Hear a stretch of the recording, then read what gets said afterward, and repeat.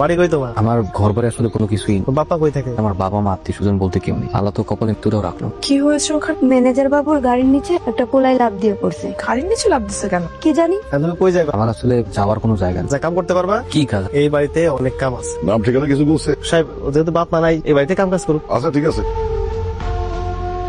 ভাই উপরে তাই কি অবস্থা? ভাই আমি তো কোনো অপরাধ করি না, আমি শুধু করে তাকিয়েছিলাম। ম্যাডাম যেখানে খাড়ায় থাকবে তোর চোখ থাকবে নিচে, বুঝছস? ওই নতুন ছেলেটা কি আমাদের বাড়িতেই থাকবে? হ্যাঁ ম্যাডাম। ম্যাডাম ওই কাজলে এখানে বেঁধে দিতেছে বাচ্চা। এই, কি করছেন আপনি? ও কিছুই করেনি, আমি শুধু কথা বলতে আসছি। মহসিন তাই না? জি ম্যাডাম। তোমার আমাকে দেখে কি মনে হয়? আমি খুব সুখী মানুষ, আমার কোনো কিছু অভাব নেই, কিন্তু দেখো এই ছোটবেলা থেকে আমি খোড়া, সবাই আমাকে ল্যাংড়া বলে ডাকে। তারপর তো এভাবে জীবন পার করছি, কারণ জীবন সুন্দর, হার না মেনে লড়াই করো। সত্যি কথা বলতে ম্যাডাম, আপনাদের এই বাড়িতে এসে সবার সাথে মিশতে পেরে আমি নতুন ভাবে বাঁচার আশা দেখতে পাচ্ছি। তোমাকে দেখে কাজের লোক মনে হয় না। তো কি মনে হয়? জানি না, তবে কাজের লোক মনে হয় না। ভাই আর একটু দেওয়া যাবে? খাবার যা আছে তাই, আজকে সারাদিন অনেক কাজ করছি তো অনেক ক্ষুধা লাগছে, আর একটু দিলে ভালো হতো। বেশি করে পানি খা। রমজান ভাই, ওনাকে আরেকটু খাবার দিন। আচ্ছা যান। এই ছেলে, ম্যাডাম। কেমন আছো? জি ভালো। তোমার কাছে একটা গোপন কথা বলতে আসছি। গোপন কথা? কি গোপন কথা ম্যাডাম? তুমি সাইকেল চালাতে পারো? হ্যাঁ পারি। তুমি কি আমাকে সাইকেলে করে পুরো গ্রামটা ঘুরে দেখাতে পারো? কি বলতেছে? আপনাকে সাইকেলে বলবো মানে? এত ভয় পাচ্ছ কেন? সমস্যা নেই, আমি আছি। না না ম্যাডাম, দেখেন আমি আপনাদের বাড়ির কাজের লোক। এখন আমি যদি আপনার সাথে সাইকেলে ঘুরি আমাকে আসতে রাখবে না। তাহলে রাতে চলো, আমরা রাতে ঘুরবো, তাহলে কেউ দেখবে না। ঠিক আছে ম্যাডাম, আপনি যখন বলছেন। কাজ বন্ধ করো, চলো আমার সঙ্গে। ম্যাডাম কোথায়? বুঝতে পারতেছো না কোথায় যাবো? এখন তো দিন। সমস্যা নেই, আমি তোমার কথা বাবাকে বলেছি, বাবা তো তোমার উপর অনেক খুশি।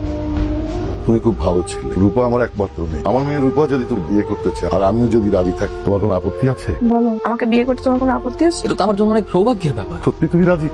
তাই রমা, বিয়ের আয়োজন কর।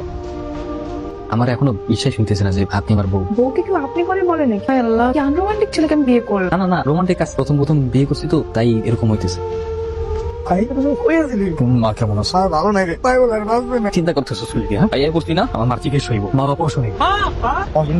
এতদিন কইছিলি বাবা? মার টাকা লেগে গেছিলাম মা, আর মার আর কষ্ট করা লাগবে না। এটাও মা অনেক টাকা আছে। এত টাকা কই পাইলি? রাস্তা থেকে তুলে এসে বাড়িতে কাম দিচ্ছে, তো কাম নাই। মানুষ যেন কষ্টের রে রহমান। চারিদিকে আমাদের লোকজন বাড়িছে, ওরা জানলে হোক খুঁজে বাইর করবো। যে পাওনার পর কি অবস্থা করবো? রহমান, আমার রূপার কি হবে? রূপা তুমি আমার মতো একটা মেয়ের সাথে কিভাবে বেমানি করতে পারলি? তোমার দেখো